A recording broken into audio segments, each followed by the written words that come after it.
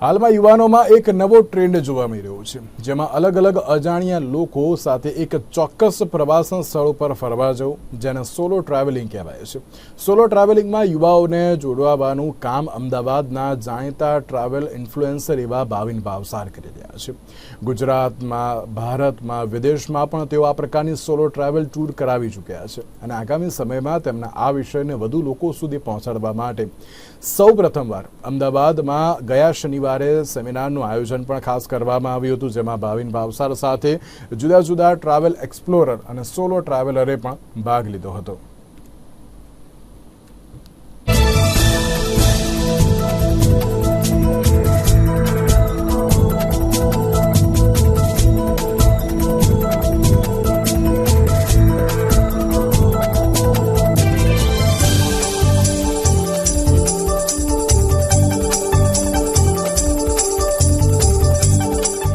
આજના કાર્યક્રમની અંદર સોલો ટ્રાવેલ મીટ, જે Bhavin Bhavsar as a solo traveller તરીકે આ કમ્યુનિટીને હેન્ડલ કરે છે, એનો આ પ્રોગ્રામ હતો. અને આ આખા પ્રોગ્રામની અંદર લગભગ 50થી 80 જેટલા સોલો ટ્રાવેલર્સ, ઇન્ફ્લુઅન્સર્સ અને ટ્રાવેલ બ્લોગર્સ આ કાર્યક્રમની અંદર જોડાયા હતા.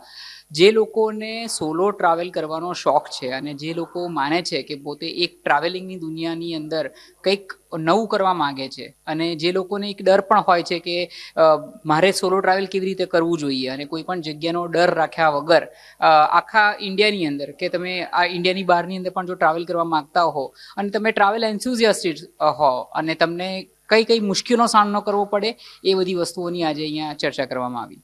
દરેક વખતે જ્યારે તમે બીજા ટ્રાવેલર્સને મળો ત્યારે તમે ઇન્સ્પાયર થાવ ને તમને એવું લાગે કે તમારે હજુ ઘણી દુનિયા જોવાની બાકી છે, ઘણા પ્લેસીસ ટ્રાવેલ કરવાના બાકી છે, ઘણી સ્ટોરીઝ થી રૂબરૂ થવાનું બાકી છે અને ખુદને પણ ઘણું જાણવાનું બાકી છે.